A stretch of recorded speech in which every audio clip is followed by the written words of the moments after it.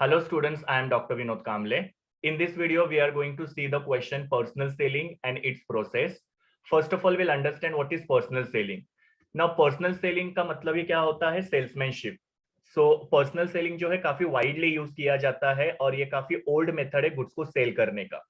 मतलब क्या कि काफी जगह पे पर्सनल सेलिंग को यूज किया जाता है और काफी टाइम से इसको यूज किया जा रहा है. तो बेसिकली पर्सनल सेलिंग में क्या क्या स्टेप्स होता है? तो सबसे पहले पर्सनल सेलिंग में जो सेलर होते हैं या जो सेल्समैन होते हैं वो प्रोस्पेक्टिव कस्टमर्स को जाके मिलते हैं. अभी प्रोस्पेक्टिव कस्टमर का मतलब क्या होता है? तो वो कस्टमर जिनको हम लोग टारगेट करना चाहते हैं, जिनको हम हमारे प्रोडक्ट को परचेस करने के लिए कन्विंस करना चाहते हैं और फ्यूचर में वो हमारे प्रोडक्ट को परचेस कर सकते हैं, उनको प्रोस्पेक्टिव कस्टमर्स बोला जाता है. सो टारगेट कस्टमर बोलो या प्रोस्पेक्टिव कस्टमर बोलो, वन एंड द सेम. तो सबसे पहले पर्सनल सेलिंग में जो भी सेलर या सेल्समैन होते हैं वो प्रोस्पेक्टिव कस्टमर्स को जाके मिलते हैं. उनको मिलने के बाद में उनके साथ फेस टू फेस कम्युनिकेशन करते हैं और कम्युनिकेशन करके उनको अपने गुड्स और सर्विसेज के बारे में इंफॉर्मेशन प्रोवाइड करते हैं. और फिर बाद में सेल्स पर्सन जो होते हैं वो कस्टमर्स को कन्विंस करने की कोशिश करते हैं, उनको अलग अलग ऑफर्स के बारे में बताते हैं या उनको अलग अलग प्रोडक्ट के बेनिफिट्स के बारे में बता के उनको कन्विंस करते हैं ताकि वो प्रोडक्ट को परचेस करे. और फिर फाइनली यहाँ पे कस्टमर को प्रोडक्ट जो होता है वो सेल किया जाता है. तो इस तरीके से ये अलग अलग स्टेजेस होते हैं वो पर्सनल सेलिंग में इन्वॉल्व होते हैं, जहां पे सबसे पहले सेलर जो है वो प्रोस्पेक्टिव कस्टमर को मिलते हैं, उनके साथ फेस टू फेस कम्युनिकेशन करके उनको गुड्स और सर्विसेज की इंफॉर्मेशन प्रोवाइड करते हैं, उनको प्रोडक्ट को परचेस करने के लिए कन्विंस करते हैं और अल्टीमेटली उनको प्रोडक्ट सेल करते हैं. तो ये सारे स्टेप जो होते हैं पर्सनल सेलिंग में इन्वॉल्व होते हैं. तो ये सारे स्टेप जो होते हैं पर्सनल सेलिंग में इन्वॉल्व होते हैं. फिर बाद में पर्सनल सेलिंग जो होता है वो दो टाइप का हो सकता है. एक होता है डोर टू डोर सेलिंग और दूसरा होता है across the counter selling. Now door to door selling का मतलब क्या होता है? जहां पे सेल्समैन जो है कस्टमर के पास जाते हैं और उनको प्रोडक्ट के बारे में बता के उनको प्रोडक्ट को परचेस करने के लिए कन्विंस करते हैं. और अक्रॉस द काउंटर का मतलब क्या होता है कि शॉप के अंदर सेल्समैन होते हैं और कस्टमर सेल्समैन के पास जाते हैं और प्रोडक्ट की इंफॉर्मेशन उनको पूछते हैं और फिर सेल्समैन जो कस्टमर को प्रोडक्ट के बारे में बताते हैं. सो डोर टू डोर सेलिंग भी हो सकता है और अक्रॉस द काउंटर सेलिंग भी हो सकता है. ये दो पर्सनल सेलिंग के टाइप्स हो गए ना. यहाँ पे पर्सनल सेलिंग के अंदर क्या होता है कि जो भी सेल्समैन है वो कस्टमर के हिसाब से टेलर टॉक कर सकते हैं और कस्टमर को प्रोडक्ट को परचेस करने के लिए यहाँ पे कन्विंस किया जा सकता है और कस्टमर को यहाँ पे प्रोडक्ट को परचेस करने के लिए कन्विंस किया जा सकता है. नाउ टेलर टॉक का मतलब क्या होता है कि किस टाइप के कस्टमर है उसके हिसाब से यहाँ पे जो भी सेलर है या सेल्समैन है वो अपने कम्युनिकेशन को डिजाइन कर सकता है. सपोज अगर कोई कस्टमर है जो काफी ज्यादा जॉली पर्सन है या काफी ज्यादा फ्रैंक है तो सेल्समैन जो है उनके साथ उस तरीके से कम्युनिकेशन करेंगे. पर अगर सपोज कोई पर्टिकुलर कस्टमर है जो काफी ज्यादा स्ट्रिक्ट है या उनको बिल्कुल भी ह्यूमर अच्छा नहीं लगता है, वो काफी सीरियसली बात करते हैं, तो उस केस में सेल्समैन जो है उस पर्टिकुलर कस्टमर के साथ एकदम सीरियसली डील करेंगे, उनके साथ कोई भी ह्यूमर वगैरह नहीं करेंगे. तो यहाँ पे क्या होता है, कस्टमर के हिसाब से सेल्समैन जो होते हैं वो अपने जो भी टॉक होता है या कम्युनिकेशन होता है उसको डिजाइन कर सकते हैं. और बेसिकली सेल्समैनशिप किसके लिए यूज किया जाता है? तो जो हाईली प्राइस प्रोडक्ट होते हैं उनके लिए और जो कॉम्प्लेक्स फीचर के प्रोडक्ट्स होते हैं उनको बेचने के लिए यहाँ पे सेल्समैनशिप की जाती है. और बेसिकली पर्सनल सेलिंग कौन से टाइप के प्रोडक्ट के लिए किया जाता है? तो जो हाई प्राइस प्रोडक्ट्स होते हैं जैसे कि कार्स वगैरह हो गए या फिर कोई भी एक्सपेंसिव ज्वेलरी वगैरह हो गई, उसके साथ साथ परफ्यूम्स वगैरह हो सकते हैं, बैग्स वगैरह हो सकते हैं. तो ऐसे हाई प्राइस प्रोडक्ट के लिए यहाँ पे पर्सनल सेलिंग की जरूरत पड़ती है. और कुछ प्रोडक्ट कॉम्प्लेक्स फीचर के होते हैं जैसे कोई मशीन्स वगैरह हो सकते हैं या इलेक्ट्रॉनिक गुड्स हो सकते हैं, ये काफी कॉम्प्लेक्स प्रोडक्ट होते हैं. कस्टमर्स को यहाँ पे डिसीजन लेने में थोड़ा सा मुश्किल होता है तो कस्टमर वहां पे सेल्समैन की हेल्प ले सकते हैं और सेल्समैन जो है वो प्रोडक्ट के फीचर्स कस्टमर को एक्सप्लेन कर सकते हैं. तो हाई प्राइस प्रोडक्ट और कॉम्प्लेक्स फीचर के प्रोडक्ट, ये दो टाइप के प्रोडक्ट को बेचने के लिए यहाँ पे पर्सनल सेलिंग को ज्यादातर यूज किया जाता है. तो this was the concept of personal selling. अभी हम लोग देखते हैं what is the process of personal selling. मतलब पर्सनल सेलिंग में क्या क्या स्टेप्स इन्वॉल्व होते हैं. तो सबसे पहला स्टेप है प्रोस्पेक्टिंग. ना पर्सनल सेलिंग का जो शुरुआत होता है वो प्रोस्पेक्टिंग से होता है. सो बेसिकली प्रोस्पेक्टिंग क्या होता है? सो प्रोस्पेक्टिंग एक प्रोसेस है जहां पे लीड्स को फाइंड आउट किया जाता है. अभी लीड्स क्या होता है उसका मीनिंग मैंने आगे बताया हुआ है. पहले हम लोग देखते हैं कि प्रोस्पेक्टिंग में एक्चुअली में क्या होता है. तो प्रोस्पेक्टिंग में जो सेल्स पर्सन होते हैं वो इंडिविजुअल्स को या फर्म्स को फाइंड आउट करते हैं जिनको सेल्स के लिए टारगेट किया जा सकता है. मतलब ऐसे कौन से कस्टमर्स है या ऐसी कौन सी कंपनीज है जिनको हम लोग हमारा प्रोडक्ट बेचने के लिए टारगेट कर सकते हैं. तो अपने टारगेट कस्टमर्स को ढूंढना उसको यहाँ पे प्रोस्पेक्टिंग बोला जाता है. तो जैसे मैंने आप लोगों को बताया था कि प्रोस्पेक्टिंग मतलब लीड्स को फाइंड आउट करने का प्रोसेस होता है। तो लीड्स का मतलब क्या होता है, यहाँ पे नेम लोगों के फाइंड आउट करना जिनको हम लोग टारगेट कर सकते हैं। मतलब ऐसे कौन से कस्टमर्स है जिनको हम लोग टारगेट कर सकते हैं अपना प्रोडक्ट सेल करने के लिए, उनका नाम और उनका कॉन्टैक्ट डिटेल जो होता है वो यहाँ पे फाइंड आउट किया जाता है, तो उसको लीड बोला जाता है। सो प्रोस्पेक्टिंग क्या होता है, यहाँ पे जो भी सेलर है वो इंडिविजुअल्स को या फर्म्स को फाइंड आउट करते हैं जिनको वो अपना प्रोडक्ट सेल करना चाहते हैं। और लीड का मतलब क्या होता है, नेम लिस्ट बनाना जिसके अंदर वो जो टारगेट कस्टमर्स है उनका नाम और उनका कॉन्टैक्ट डिटेल होता है। अभी ये कॉन्टैक्ट डिटेल्स कहाँ से फाइंड आउट किए जाते हैं या ये नाम कहाँ से फाइंड आउट किए जाते हैं, तो अलग अलग तरीके हैं जहां से लीड्स को मतलब नाम को फाइंड आउट किया जा सकता है लोगों के। जिसमें सबसे पहले है ऑब्जर्वेशन। ऑब्जर्वेशन मतलब क्या कि कस्टमर्स को ऑब्जर्व करके फिर बाद में उनके पास से उनका नाम और उन कॉन्टैक्ट डिटेल जो है वो ऑब्टेन किया जा सकता है। जैसे कि आप लोग देखते हो कि बहुत सारे ऐसे पब्लिक ब्रिज होते हैं, वहां पे काफी सारे कंपनी के रिप्रेजेंटेटिव्स खड़े होते हैं और पब्लिक ब्रिज के ऊपर से काफी सारे लोग जाते हैं। तो वो लोग क्या करते हैं, लोगों को देखते हैं और उनको ऐसे लगता है कि ये पर्टिकुलर कस्टमर जो है उनको हम लोग हमारा प्रोडक्ट बेच सकते हैं। तो वो उनको 1 मिनट के लिए रुकने के लिए रिक्वेस्ट करेंगे और फिर उनको वो उनके कॉन्टैक्ट नंबर और नाम के बारे में पूछ सकते हैं। तो ऑब्जर्वेशन से यहाँ पे नाम और कॉन्टैक्ट नंबर फाइंड आउट किया जा सकता है। सोशल कॉन्टैक्ट्स मतलब अलग अलग जो सोशल वेबसाइट्स होते हैं तो वहां से भी लोगों के कॉन्टैक्ट नंबर जैसे कि फोन नंबर या ईमेल आईडी जो होते हैं वो फाइंड आउट करना इजी हो जाता है। देन ट्रेड शोज मतलब एग्जीबिशंस होते हैं। तो एग्जीबिशन में क्या होता है, अलग अलग कंपनी अपने स्टॉल सेटअप करते हैं और स्टॉल पे जो भी विजिटर्स आते हैं उनका नाम और उनका कॉन्टैक्ट डिटेल रिकॉर्ड किया जाता है। देन कमर्शियली वायबल डेटाबेस जैसे कि येलो पेजेस है या आजकल जस्ट डायल का बहुत ज्यादा यूज होता है। तो वहां से भी आपको आपके टारगेट कस्टमर्स का नाम और कॉन्टैक्ट डिटेल फाइंड आउट करना काफी इजी होता है। सो ये जस्ट डायल और येलो पेजेस या दूसरे जो भी कमर्शियली वायबल डेटाबेस है जहां पे कस्टमर्स के नाम मिल सकते हैं, वहां से भी लीड जनरेट किया जा सकता है।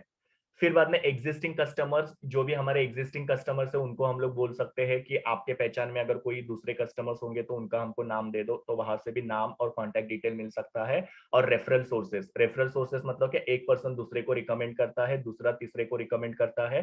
तो ऐसे कंपनी क्या करती है, यहाँ पे अलग अलग कस्टमर्स की रेफरेंस के थ्रू नाम और कॉन्टैक्ट डिटेल कलेक्ट करती है। देखो पहले यहाँ पे कंपनी ने क्या किया कि सारे जो कस्टमर्स है जिनको कंपनी टारगेट करना चाहती है उनके नाम और उनके कॉन्टैक्ट डिटेल जो है वो कलेक्ट किए। कंपनी पहले यहाँ पे टारगेट कस्टमर्स को फाइंड आउट करती है, that is called as prospecting. और फाइंड आउट करने के बाद में उनके कॉन्टैक्ट डिटेल जो होते हैं वो कलेक्ट किए जाते हैं। उसके अलग अलग तरीके यहाँ पे मैंने बताए हुए हैं, उसको बोला जाता है लीड। सो सबसे पहला स्टेप हो गया प्रोस्पेक्टिंग, मतलब जहां पे कस्टमर्स को फाइंड आउट किया जाता है जिनको कंपनी टारगेट कर सकती है अपने प्रोडक्ट को सेल करने के लिए। Second step is qualifying prospect. Now qualifying prospect का मतलब क्या होता है कि यहाँ पे जो सेल्स पर्सन है वो फाइंड आउट करता है कि कौन से कस्टमर उनका प्रोडक्ट परचेस करने के लिए क्वालिफाई है। क्योंकि जो भी लीड हमने जनरेट किया है, मतलब जिनका जिनका हमने कॉन्टैक्ट डिटेल्स कलेक्ट किया है, जरूरी नहीं कि वो सब लोग जो है उनको हमारे प्रोडक्ट की जरूरत हो सकती है। वो कंपनी को ऐसा लगा था कि शायद तक ये कंपनी का प्रोडक्ट परचेस कर सकते हैं, इसके लिए कंपनी ने क्या किया, उनका एक लिस्ट बनाया जिसमें उनका नाम और कॉन्टैक्ट डिटेल कंपनी ने कलेक्ट किया। पर जिनका भी कंपनी ने कॉन्टैक्ट डिटेल यहाँ पे कलेक्ट किया जिनको हम लोग लीड बोलते हैं, शायद वो सबको प्रोडक्ट की जरूरत नहीं लग सकती है। कुछ ऐसे भी हो सकते हैं जिनको कंपनी के प्रोडक्ट की जरूरत नहीं है। तो बेसिकली हम लोग क्वालिफाइंग प्रोस्पेक्ट किसको बोलेंगे, तो इसमें 3 चीजें देखनी है। जिनको प्रोडक्ट की जरूरत है, जो प्रोडक्ट को परचेस करना अफोर्ड कर सकते हैं, और जो डिसीजन मेकर्स है, ये तीनों क्वालिटी जिसके अंदर होगी उनको हम लोग क्वालिफाइंग प्रोस्पेक्ट बोल सकते हैं। मतलब जिसको सच्ची में प्रोडक्ट की जरूरत है, जैसे हम लोग फ्रिज बेच रहे हैं तो सच्ची में वो कस्टमर को फ्रिज की जरूरत है। नीड होगी तो ही वो क्वालिफाइंग प्रोस्पेक्ट हो सकता है। अगर नीड ही नहीं है, उसने रिसेंटली ही कोई फ्रिज परचेस किया है या उसके पास पहले से ही फ्रिज है, तो ऑब्वियसली उसको नए फ्रिज की जरूरत नहीं है, तो वो हमारा क्वालिफाइंग प्रोस्पेक्ट नहीं हो सकता है। दूसरी चीज, उसको वो जो प्रोडक्ट है वो परचेस करना अफोर्डेबल होना चाहिए, मतलब उसके बजट में वो प्रोडक्ट होना चाहिए। भले ही उसको वो प्रोडक्ट की नीड है लेकिन बजट में प्रोडक्ट नहीं है, तो ऑब्वियसली वो हमारे लिए क्वालिफाइंग प्रोस्पेक्ट नहीं हो सकता है। और डिसीजन मेकर होना चाहिए। काफी बार आप लोग देखते हो कि सेल्समैन जो होते हैं वो किसी कस्टमर को किसी प्रोडक्ट के बारे में बताते हैं और उनको कन्विंस करते हैं प्रोडक्ट को परचेस करने के लिए। तो अगर कोई वाइफ होगी तो वो बताएगी कि मैं मेरे हस्बैंड को पूछती हूँ और फिर बताती हूँ, या फिर कभी कभी हस्बैंड होते हैं वो बोलते हैं कि मैं मेरे फैमिली के साथ डिस्कस करके फिर बताता हूँ, या कोई अगर सपोज बच्चा होगा तो वो अपने पेरेंट्स को पूछ के मैं बताता हूँ, ऐसे बोलते हैं। तो they are not the decision makers. So decision makers वो होते हैं जो खुद डिसीजन लेते हैं और वो प्रोडक्ट को परचेस कर सकते हैं, तो वो भी क्वालिफाइंग प्रोस्पेक्ट हो सकते हैं। सो क्वालिफाइंग प्रोस्पेक्ट हम लोग किसको बोलेंगे? जिनको प्रोडक्ट की नीड है, जो प्रोडक्ट को अफोर्ड कर सकते हैं और जो अपने घर में डिसीजन मेकर्स है। सो जिनके भी पास से हम लोग ने डेटा कलेक्ट किया था उनके नाम के बारे में और कॉन्टैक्ट नंबर के बारे में, जिसको हम लोग लीड बोलते हैं, वो सारे के सारे जो लीड होते हैं वो क्वालिफाइंग प्रोस्पेक्ट नहीं होते। उसमें से कुछ ऐसे भी हो सकते हैं जो हमारे क्वालिफाइंग प्रोस्पेक्ट नहीं है। तो क्वालिफाइंग प्रोस्पेक्ट हम लोग उसको ही बोलेंगे जिसको प्रोडक्ट की नीड है, जो प्रोडक्ट को अफोर्ड कर सकते हैं और जो डिसीजन मेकर्स है। सो कंपनी ने यहाँ पे क्या किया? क्वालिफाइंग प्रोस्पेक्ट को ढूंढा जो कंपनी का प्रोडक्ट परचेस कर सकते हैं या जिनको प्रोडक्ट की नीड है। Then next step is pre approach.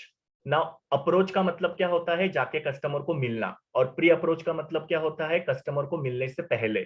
तो यहाँ पे कस्टमर को मिलने से पहले जो भी सेल्स पर्सन होता है उसको कुछ प्रिपरेशन करने पड़ते हैं। सो प्री अप्रोच का मतलब क्या होता है? Preparation for the sales presentation. मतलब सपोज वो जो सेल्समैन है उसने आइडेंटिफाई किया कि कौन कौन हमारे क्वालिफाइंग प्रोस्पेक्ट है, अभी उनको सेल्समैन को मिलना है, उनको जाके प्रेजेंटेशन देना है, तो उसके लिए यहाँ पे सेल्समैन को कुछ प्रिपरेशन करने पड़ते हैं। डायरेक्टली हम लोग कस्टमर के पास जाके उनको हमारे प्रोडक्ट के बारे में प्रेजेंटेशन देंगे ऐसा नहीं होगा। तो क्या क्या प्रिपरेशंस बेसिकली यहाँ पे करना पड़ता है? तो सबसे पहले जो भी प्रोस्पेक्ट है उनकी इंफॉर्मेशन को ऑब्टेन करना, जैसे उनकी एबिलिटी कितनी है, मतलब कितना वो परचेज कर सकते हैं, उनकी नीड क्या है, उनके लाइक्स एंड डिसलाइक्स क्या है, उनके हैबिट्स, उनका फाइनेंशियल स्टेटस, मतलब उनका बजट उतना है कि नहीं, ये सारा इंफॉर्मेशन जो होता है यहाँ पे सेल्स पर्सन पहले कलेक्ट करता है। उसके बाद में वो बेस्ट अप्रोच जो है वो डिसाइड करता है ना। बेस्ट अप्रोच मतलब क्या? कस्टमर को कैसे हम लोग जाके मिल सकते हैं या कस्टमर को मिलने के लिए कौन सा बेस्ट तरीका हो सकता है। तो पर्सनली भी जाके मिल सकते हैं, फोन के ऊपर भी कस्टमर के साथ बातचीत हो सकती है, ईमेल के थ्रू भी कस्टमर को हम लोग हमारे प्रोडक्ट की इंफॉर्मेशन दे सकते हैं। काफी बार ऐसे होता है कि पर्सनल विजिट पॉसिबल नहीं होता है, तो सेल्समैन क्या कर सकते हैं? कस्टमर को कॉल करके उनको अपने प्रोडक्ट के बारे में प्रेजेंटेशन दे सकते हैं, या ईमेल के थ्रू भी वो अपना प्रेजेंटेशन जो कस्टमर को भेज सकते हैं। जरूरी नहीं कि हरदम पर्सनल विजिट ही करना है, पर ज्यादातर पर्सनल विजिटिंग से हम लोग प्रेजेंटेशन काफी बेटर तरीके से दे सकते हैं, या इवन फोन कॉल के ऊपर। पर आजकल क्या हो चुका है कि कस्टमर के पास अगर टाइम नहीं रहेगा तो वो कहते हैं कि हमको ईमेल कर दो, फिर बाद में हम लोग वो प्रेजेंटेशन जो है देख लेंगे। यहाँ पे कौन सा बेस्ट अप्रोच का तरीका होगा उसके बारे में सेल्समैन को डिसाइड करना पड़ता है। और एक चीज यहाँ पे सेल्समैन को डिसाइड करनी पड़ती है कि अप्रोच का टाइमिंग क्या होगा, मतलब कस्टमर को मिलना या कस्टमर को कॉल करना या ईमेल करने का कौन सा बेस्ट टाइम होगा। तो कभी भी कस्टमर को अगर हम लोग पर्सनल विजिट करने जा रहे हैं तो उनका टाइम जो है वो हमको पूछना है कि कौन से टाइम पे वो अवेलेबल रहेंगे, या फोन कॉल करना है तो कौन से टाइम पे फोन कॉल करे, या ईमेल करना है तो कब तक ईमेल करे। ऐसा टाइमिंग जो होता है वो यहाँ पे डिसीजन लेना जरूरी होता है। प्री अप्रोच में बेसिकली सेल्समैन जो होता है वो सेल्स प्रेजेंटेशन के लिए प्रिपरेशन करता है, जहां पे वो कस्टमर की इंफॉर्मेशन को ऑब्टेन करते हैं। कस्टमर्स मतलब ही कौन? प्रोस्पेक्ट, जो आगे जाके हमारे प्रोडक्ट को परचेस कर सकते हैं। फिर उनको अप्रोच करने का कौन सा बेस्ट तरीका होगा वो डिसाइड यहाँ पे किया जाता है, और कौन से टाइम पे उनको अप्रोच करना है वो यहाँ पे डिसाइड किया जाता है। तो ये प्री अप्रोच हो गया। प्री अप्रोच के बाद में यहाँ पे अप्रोच स्टेप आता है। अप्रोच में यहाँ पे क्या होता है कि जो भी सेल्स पर्सन और प्रोस्पेक्टिव कस्टमर्स है उनके बीच में एक इनिशियल कांटेक्ट होता है, मतलब जाके वो जो सेल्समैन है वो कस्टमर को वहां पे उन्होंने जो टाइम बताया उस टाइम पे वहां पे जाके वो कस्टमर को मिला जाता है, तो उनके बीच में वो क्या हो रहा है? इनिशियल कॉन्टैक्ट हो रहा है। यहाँ पे अप्रोच का ऑब्जेक्टिव क्या होता है? तो बेसिकली जो भी कस्टमर है या जो भी प्रोस्पेक्ट है उसके अटेंशन को यहाँ पे ग्रैब किया जाता है। फिर बाद में वो जो कस्टमर है उनके इंटरेस्ट को स्टिमुलेट किया जाता है, मतलब उनके मन में कंपनी के प्रोडक्ट के बारे में जानने के लिए एक स्टिमुलेशन या मोटिवेशन क्रिएट किया जाता है। और यहाँ पे सेल्स प्रेजेंटेशन के लिए एक फाउंडेशन बिल्टअप किया जाता है। मतलब डायरेक्टली यहाँ पे प्रेजेंटेशन शुरू नहीं किया जाता, पहले हाय हेलो वगैरह होता है, फिर थोड़ा बहुत ब्रीफ आउट वगैरह किया जाता है और फिर बाद में प्रेजेंटेशन शुरू किया जाता है। तो अप्रोच स्टेप में क्या होता है कि इनिशियल कांटेक्ट होता है, जहां पे इनिशियल टॉकिंग किया जाता है, डायरेक्टली प्रेजेंटेशन को यहाँ पे शुरू नहीं होता है। अप्रोच के बाद में फिर प्रेजेंटेशन शुरू हो जाएगा। अप्रोच में बेसिकली क्या हो रहा है कि कस्टमर के अटेंशन को यहाँ पे ग्रैब किया जा रहा है, उनके मन में प्रोडक्ट के लिए, कंपनी के लिए इंटरेस्ट जनरेट किया जाता है और अपना प्रेजेंटेशन शुरू करने के लिए एक बेस बनाया जाता है। उसको अप्रोच स्टेप बोला जाता है। फिर अप्रोच स्टेप हो गया, मतलब हाय हेलो वगैरह हो गया, या जो भी इनिशियल इंफॉर्मेशन देना था वो देके हो गया। उसके बाद में यहाँ पे होता है प्रेजेंटेशन एंड डेमोन्स्ट्रेशन। ना प्रेजेंटेशन एंड डेमोन्स्ट्रेशन जो होता है वो सेलिंग प्रोसेस का हार्ट होता है, मतलब काफी इंपॉर्टेंट एक्टिविटी होती है।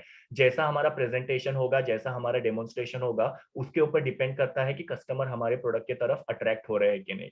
तो एकदम बेस्ट प्रेजेंटेशन करना, डेमोन्स्ट्रेशन करना यहाँ पे सेल्समैन के लिए काफी जरूरी होता है। इसके लिए बोला जाता है कि प्रेजेंटेशन और डेमोन्स्ट्रेशन जो होता है वो सेलिंग प्रोसेस का हार्ट होता है। यहाँ पे क्या होता है, बेसिकली प्रेजेंटेशन के अंदर जो भी सेल्स पर्सन होता है वो अपने कस्टमर को प्रोडक्ट की डिटेल्स प्रोवाइड करते हैं, जैसे कि प्रोडक्ट के फीचर्स क्या है, एडवांटेजेस क्या है, प्रोडक्ट के प्राइस क्या है, या प्रोडक्ट को कैसे यूज करना है, ये सारी डिटेल जो होती है यहाँ पे कस्टमर्स को प्रोवाइड की जाती है। और प्रेजेंटेशन में ही डेमोन्स्ट्रेशन भी दिया जाता है, मतलब प्रेजेंटेशन किया जाता है पीपीटी के ऊपर, और उसके साथ साथ तो प्रोडक्ट को कैसे ऑपरेट करना है वो भी वहां पे समझाया जाता है। तो ऐसा हो सकता है कि जो भी सेल्समैन है वो प्रोडक्ट का सैंपल भी कस्टमर के पास लेके जाए, और उनको पीपीटी के ऊपर प्रेजेंटेशन करके फिर बाद में वो सैंपल जो है वो ऑपरेट करके डेमोन्स्ट्रेशन दे कि प्रोडक्ट कैसे परफॉर्म करता है। तो जितना इफेक्टिव प्रेजेंटेशन होगा उतना कस्टमर जो है प्रोडक्ट परचेस करने के लिए कन्विंस हो सकते हैं। सो यहाँ पे बेसिकली सेल्समैन ने क्या किया, अपने प्रोडक्ट के बारे में प्रेजेंटेशन किया और डेमोन्स्ट्रेशन दिया। फिर बाद में होता है ओवरकमिंग ऑब्जेक्शन।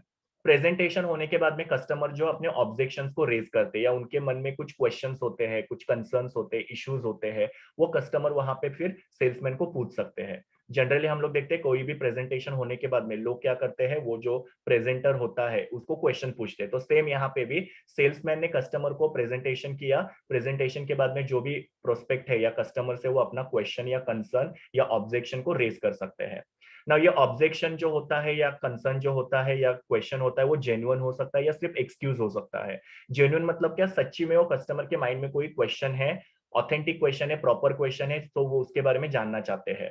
या मेयर एक्सक्यूज मतलब जस्ट पूछना है, इसके लिए कुछ पूछ दिया। तो ऑब्जेक्शन कैन बी जेन्युइन और objection can be mayor excuse. फिर बाद में कस्टमर ने या प्रोस्पेक्ट ने जो भी ऑब्जेक्शन रेज किया है उसको उस सेल्समैन ने ओवरकम करने के लिए फैक्चुअल इंफॉर्मेशन को यूज करना चाहिए।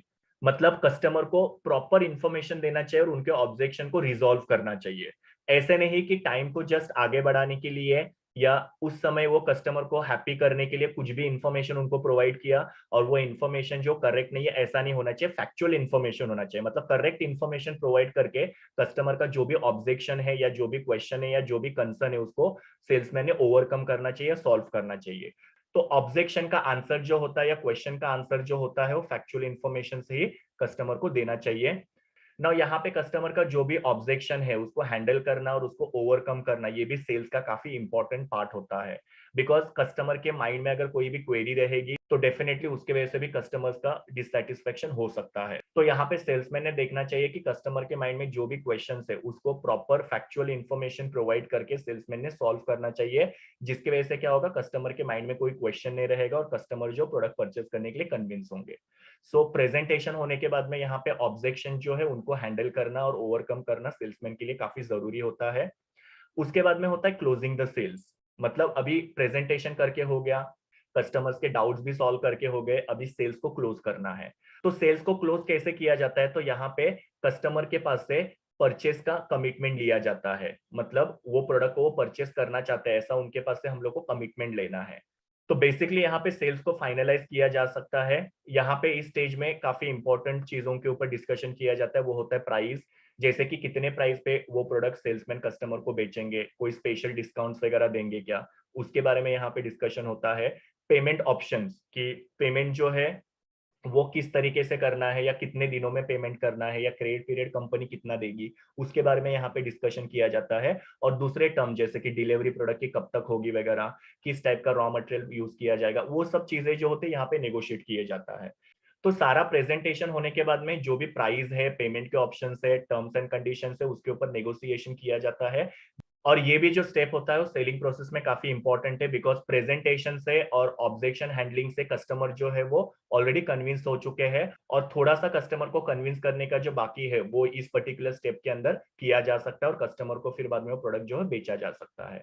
और लास्ट में होता है फॉलो अप। मतलब कि प्रोडक्ट बेचने के बाद में सेलिंग प्रोसेस जो है खत्म हो गया, ऐसा नहीं होता है। प्रोडक्ट को बेचने के बाद भी सेल्समैन ने कस्टमर के साथ फॉलो अप करना बहुत जरूरी होता है। सो जो भी प्रोफेशनल सेल्समैन होते हैं वो कस्टमर के साथ time to time follow up करते हैं। बेसिकली फॉलो अप में क्या किया जाता है कि कस्टमर को कांटेक्ट किया जाता है और कस्टमर जो प्रोडक्ट के साथ सेटिस्फाइड है कि नहीं उनको पूछा जाता है। मतलब उनको प्रोडक्ट के साथ कोई प्रॉब्लम तो नहीं है ना, कोई इश्यू तो नहीं है ना, वो यहाँ पे कस्टमर को पूछा जाता है। उससे कस्टमर को एक बेटर फील होता है कि कंपनी जो है वो कस्टमर के लिए काफी ज्यादा केयर करती है। अगर सपोज कस्टमर बोलते हैं उनको कोई इश्यू है, तो उनके इश्यू को सेल्समैन ने क्या करना चाहिए, टाइमली एड्रेस करना चाहिए, मतलब रिजॉल्व करना चाहिए।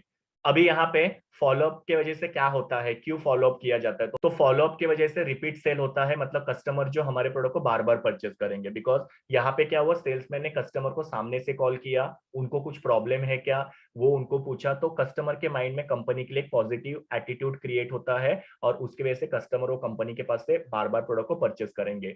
और ये कंपनी का एक ऑब्जेक्टिव होता है कि कस्टमर जो हमारे प्रोडक्ट को बार बार परचेज करने चाहिए, तो फॉलोअप की वजह से रिपीट सेल पॉसिबल होता है।